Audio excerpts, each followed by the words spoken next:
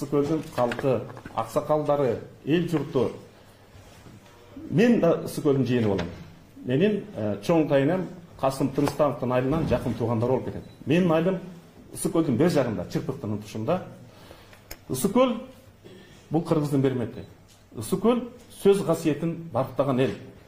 Тилекмат аке, Кыдыр аке, Кадыр аке, Мойт аке, Карга аке бул эч убакта картайбай турган акыл сөздүн кенчи.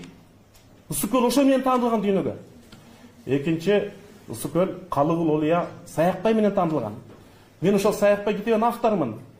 15-кылымда Барыскоон Кыргызстандын борбору болгон. 1508-жылы Тагай би Барыскоондо Кыргыздын биринчи би болуп таанылган. Тагай би элдин сөзүн уккан. Совет заманында Ысыкөл кыргыз илимине Мамакеевдей, Ахунбаевдей, Жээнбаевдей, Мамытовдей атактары менен адам окумуштуулары менен дүйнөгө атагы чыккан. Акыркы эле 10-20 жылда Ысыкөлдө иштеген адамдар Апаз Жумагулов, Арыстанбек Дүйшеев премьер-министр болгон. Абсамат Масалиев биринчи секретарь болгон. Мен Ысыкөлдүк Ишенбай Абдыразаковдун окуучусумун, ошонун астында иштегем. Атаганат ошол киши бүгүн тирүү болгондо ошону президент болсо деп чыкмак элем. Ал госсекретарь менен пресс-секретарь иштегем. Көлдүн улуу интеллигенциясы бул Аманбаев, бул Чолпонбаев, бул Усуп Муканбаев, бул Чыңгышев. Бирок Садыр Жапаров эмес.